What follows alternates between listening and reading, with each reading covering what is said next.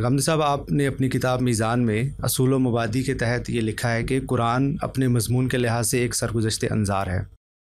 اس کا مطلب یہ ہے کہ خدا کے آخری رسول نے اس دنیا میں جو قیامت برپا کی، یہ کتاب اس کی سرگزشت ہے۔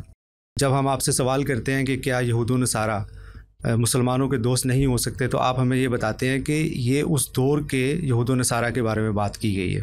جو آیات احکامات سے متعلق ہیں، جن میں شریعت بیان ہو رہی ہے، اصولی طور پر تو ہمیں ان آیات کو بھی اسی اینگل سے دیکھنا چاہیے۔ آپ کے اصول کے مطابق جیسے نماز کا حکم ہے، وہ اصلاً صحابہ کرام کو ہی دیا جا رہا ہے۔ نماز کا حکم یا شریعت کے دوسرے احکامات آج کے دور میں یا قیامت تک کے لیے اگر ان کو ہم قابل عمل مانتے ہیں یا ان کو ضروری مانتے ہیں، تو اس کے لیے ایک الگ سے استدلال ہونا چاہیے کہ یہ بات تو صحابہ کے لیے تھی، لیکن اس وجہ سے یہ میرے اوپر بھی لاگو ہوتی ہے۔ اگر کوئی شخص یہ کہتا ہے کہ وہ جو جتنے بھی احکامات تھے وہ میرے نزدیک اسی ذیل میں آتے ہیں کہ وہ اللہ خدا کے اعلی کار کی حیثیت سے ایک سزا کا نفاذ کر رہے تھے، تو اس سزا کے نفاذ کے لیے یہ ضروری تھا کہ ان میں کچھ چیزیں پیدا ہوں، ان کے لیے کچھ احکامات دے دیے گئے۔ جیسے رسول پاک صلی اللہ علیہ وسلم کے بارے میں بھی آتا ہے کہ اللہ نے فرمایا کہ آپ کے اوپر ایک بھاری ذمہ داری آ رہی ہے، تو آپ رات کو قیام کیا کریں۔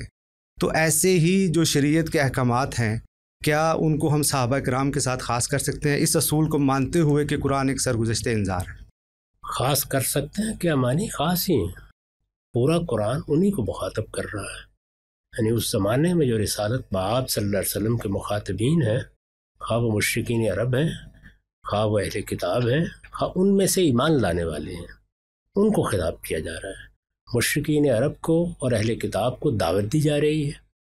جو لوگ اس دعوت کو قبول کر لیتے ہیں ان کو ان الذین آمنوا کہہ کے خطاب کیا جاتا ہے، اور ان کو بتایا جاتا ہے کہ اب تمہاری ذمہ داریاں یہ ہیں، تم نے فلاں شریعت کے حکم پر عمل کرنا ہے، اللہ تعالیٰ تم سے یہ چاہتا ہے۔ کبھی عبادات کے معاملے میں، کبھی اخلاقی اصولوں کے بارے میں ان کو متنبہ کیا جاتا ہے۔ قرآن مجید پورا کا پورا انہی مخاطبین کے لیے ہے۔ خطاب کے لحاظ سے قرآن میں شاید ہی کوئی آیت تلاش کی جا سکے کہ جو مجھ سے آپ سے گفتگو کر رہی ہے۔ یہ قرآن کی اصل ہے۔ اب اس کے بعد وہ مجھ سے کیسے متعلق ہوتا ہے؟ مجھ سے وہ اپنی حقیقت کے لحاظ سے متعلق ہوتا ہے۔ اس کو ہمارے علم میں معنی، حقیقت، اور بعد میں جب فقہ کے قانون بن گئی تو علت سے تعبیر کیا جاتا ہے۔ یہ اصل میں کسی بھی کلام کا ریشنیل ہے۔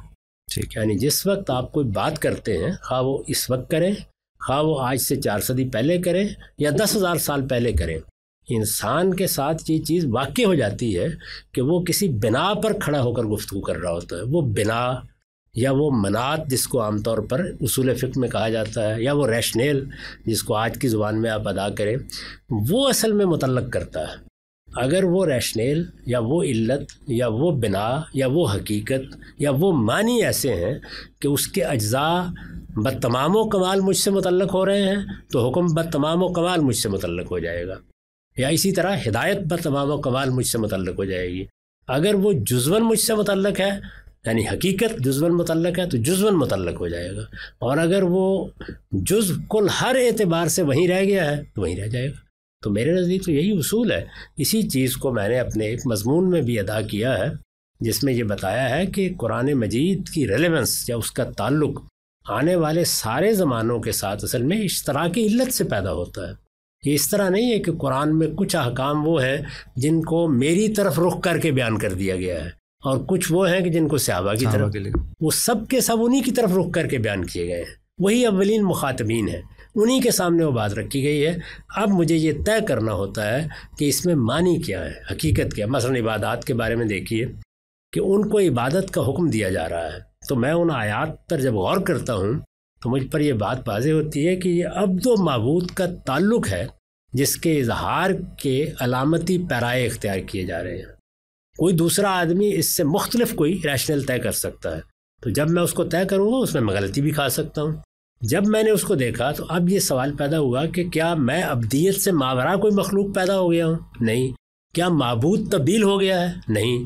کیا اس کے ساتھ تعلق کے اظہار کے معاملات میں کسی تبدیلی کی گنجائش پیدا ہو گئی ہے؟ نہیں۔ تو اب ظاہر ہے کہ نماز ہے، روزہ ہے، وہ سب کے سب اسی طریقے سے مجھ سے متعلق ہوتے جائیں گے۔ مجھ سے ایک مرتبہ کسی نے پوچھا تھا کہ سائنس اب ایسے تصرفات کر رہی ہے کہ شاید انسان بدل جائے، میں نے عرض کیا تھا کہ انسان بدل جائے گا اور ابدیت کا شعور اس سے محو ہو جائے گا تو دین غیر متعلق ہو جائے گا.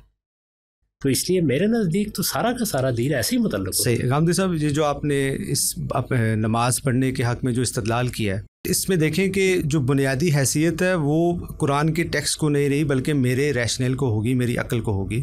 تو اس لحاظ سے کیا شریعت استنباطی ہو جائے گی؟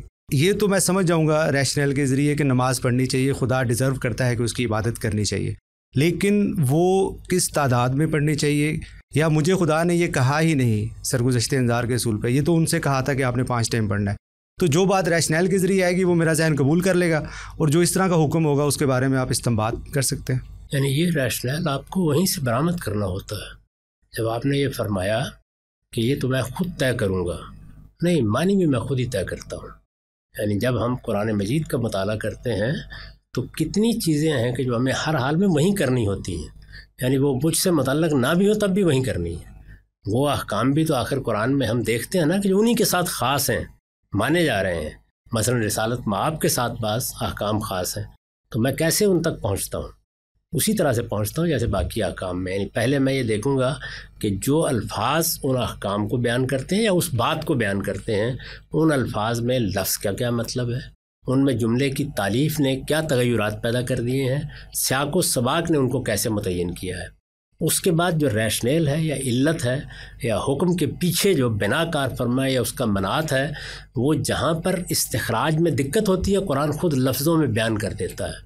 تو وہ لفظوں میں جب اس کو بیان کر دے گا تو وہ چیز بھی مجھ پر بالکل واضح ہو جاتی ہے. اور جو چیز بدیہی ہوتی ہے، یعنی اس کو سمجھنے کے لیے لفظوں میں بیان کرنے کی ضرورت نہیں ہے، اس کو وہ مجھ پر چھوڑ بھی دیتا ہے. تو اس طرح ہر چیز کو میں دیکھوں گا. مثال کے طور پر قرآن مجھے صرف یہی نہیں کہتا کہ تم نماز کا اہتمام کرو، یعنی اپنے مخاطبین کو کہیے، یہی نہیں کہتا کہ نماز کا اہتمام کریں. اس کے بعد اس سے متعلق بہت سی باتیں کہتا ہے، اور یہ کتنی پڑھنی ہے، رکعتیں کیا ہیں، اوقات کیا ہیں، اس کے بارے میں خود قرآن ان کو بھی اس موقع کے اوپر کوئی تفصیلی ہدایات نہیں دے رہا، بلکہ یہ کہہ کے خاموش ہو گیا ہے کہ فَبِہُدَاهُمْ اقْتَدِیٰ، جو پیغمبروں کا طریقہ ہے اسی کی پیروی کرو، یا اتبعوا ملت ابراہیم حنیفہ.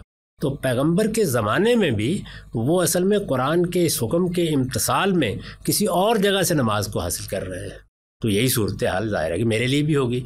تو ریشنل قرآن مجید میں حکم کی بنیاد بتائے گا، اور قرآن کا حکم پھر جس طریقے سے اس کو ادا کرنے کے لیے کہہ رہا ہے وہ خود رہنمائی کرے گا. جب ریشنل مجھ سے متعلق ہو گیا تو حکم آپ مجھ سے متعلق ہو جائے گا، وہ آپ جہاں بھی پایا جائے گا.